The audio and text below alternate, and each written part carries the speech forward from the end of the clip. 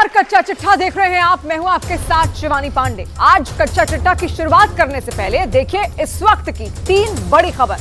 पहली खबर जम्मू कश्मीर से। जम्मू कश्मीर के अनंतनाग में आतंकी हमला हुआ और बिहार के एक शख्स की हत्या।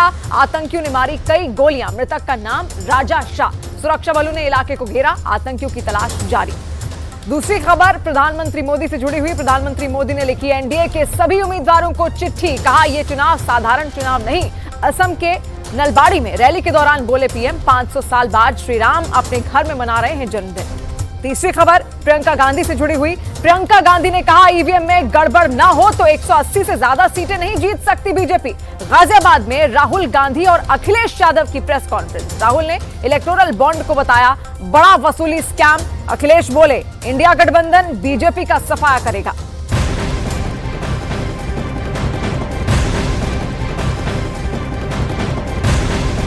और बड़ी खबर आ रही है लेबनान से। इजरायल के लड़ाकू विमानों ने लेबनान के अंदर 100 किलोमीटर तक घुसकर एयर स्ट्राइक की है।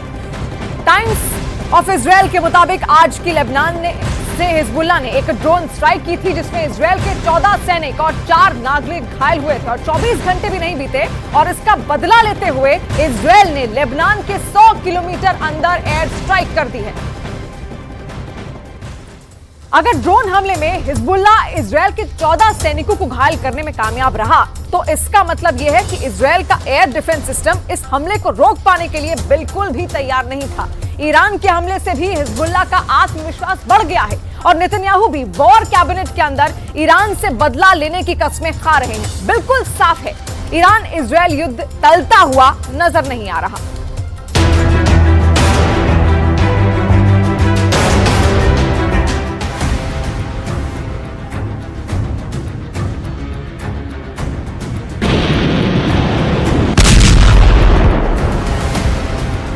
इजरायल की तरफ से 100% कंफर्म हो गया है कि वो ईरान पर हमला करेगा।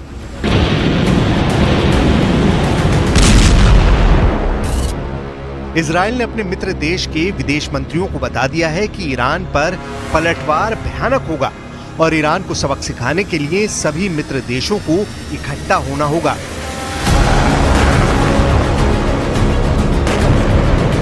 पश्चिम एशिया की युद्ध पहेली अब धीरे धीरे खुल रही है। एक तरफ ईरान के युद्धपोत इजरायल की जमीन के आसपास समंदर के किनारों पर चक्कर लगा रहे हैं और दूसरी तरफ ईरान अब 10 गुना तेज हमले करने की धमकी दे रहा है। किसी भी वक्त इजरायल और ईरान का बेहद खतरनाक युद्ध छिड़ने वाला है। दूसरी तरफ इजरायल पर 3 तरफ से हुए 180 डिग्री हमले के बावजूद भी गजा पट्टी पर इजरायल का कहर इतनी खतरनाक तरीके से टूट रहा है कि इजरायल ने सिर्फ एक गोले में 5000 लोगों को मार डाला है। यह हमला गजा सिटी के अल-बस्मा आईवीएफ सेंटर यानी इन विट्रो फर्टिलाइजेशन सेंटर पर हुआ, जहां पर हजारों की संख्या में मानव भ्रूण रखे हुए थे।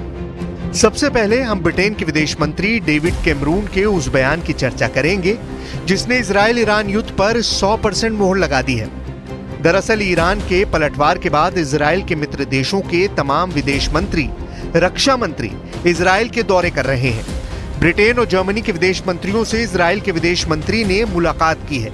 इजरायल के रक्षा मंत्री योव गैलेंट ने इटली के रक्षा मंत्री से मुलाकात की है। इजरायल के अंदर ब्रिटेन के विदेश मंत्री डेविड कैमरॉन और इजरायल के राष्ट्रपति इसाक हेरज़ोग की मुलाकात हुई है और इस मुलाकात के बाद ब्रिटेन के विदेश मंत्री डेविड कैमरॉन ने साफ कर दिया है कि इजरायल ने ईरान पर पलटवार करने का फैसला कर लिया है।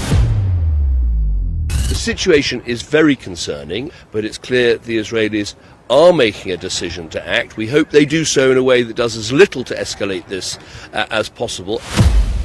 इजरायल की राजधानी के अंदर और क्या चल रहा है इसके बारे में आगे हम बात करेंगे, लेकिन सबसे पहले आपको ले चलते हैं तेहरान, जहां ऐसी रणनीति बन चुकी है कि यूक्रेन और गजा पट्टी से भी भीषण युद्ध अटल हो गया है। एक तरफ ब्रिटेन के विदेश मंत्री डेविड कैमरॉन यह ऐलान कर रहे हैं कि युद्ध अटल है, इजरायल हमला करेगा, और दूसरी तरफ ईरान के उप विदेश मंत्री अली बागेरी ने एक बयान जारी किया है और बिल्कुल साफ साफ कहा है कि इजरायल को यह समझ लेना चाहिए कि ईरान इस बार इजरायल के हमले का पलटवार करने के लिए 12 दिन का लंबा समय बिल्कुल भी नहीं लेगा। इजरायल का हमला होते ही फौरन ईरान के पलटवार की प्रतिक्रिया मिल जाएगी और इजरायल को दहला दिया जाएगा। इजराइल की राजधानी तेल अवीव में इजराइल के मंत्री अपने साथी गठबंधन देशों के प्रतिनिधियों के साथ युद्ध की शुरुआत से पहले जबरदस्त बैठकें कर रहे हैं और दूसरी तरफ ईरान की राजधानी सेना दिवस मना रही है। लेकिन इस बार सेना दिवस तेहरान की खुली सड़क पर नहीं मनाया गया। इस बार ईरान ने सीक्रेट तरीके से एक बैरक के अंदर अपना सेना दिवस मनाया है, जबकि पिछले साल ईरान की सेना ने आयतुल्लाह रोहिल्ला खामेनेई के मकबरे पर सेना दिवस मनाया था।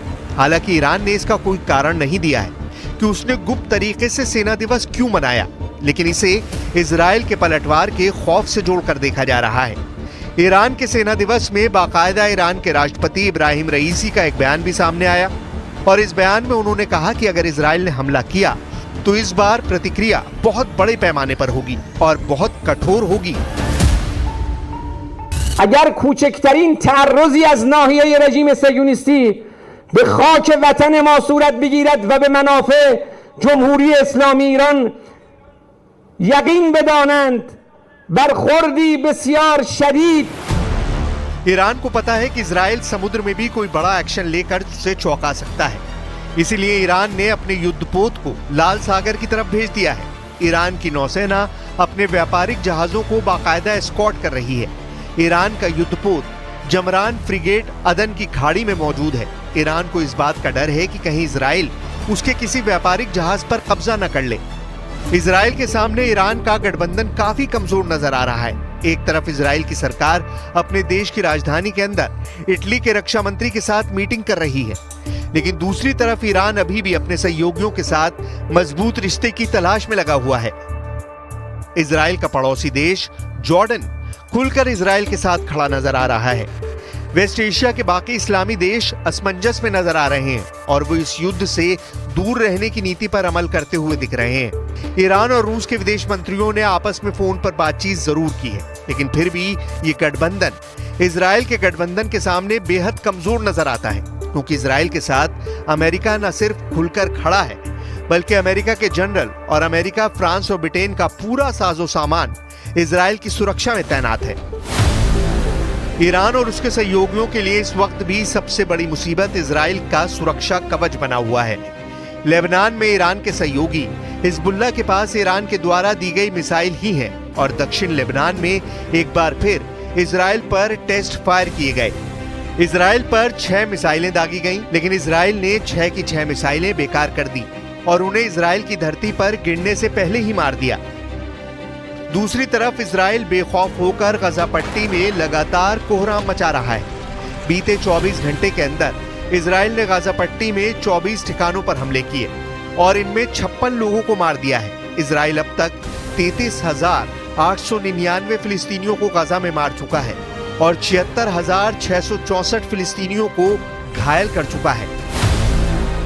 दूसरी तरफ फिलिस्तीन हर साल की तरह इस साल भी 17 अप्रैल को कैदी दिवस मना रहा है। इस वक्त भी इजराइल की जेलों में 9,500 फिलिस्तीनी राजनीतिक कैदी मौजूद हैं।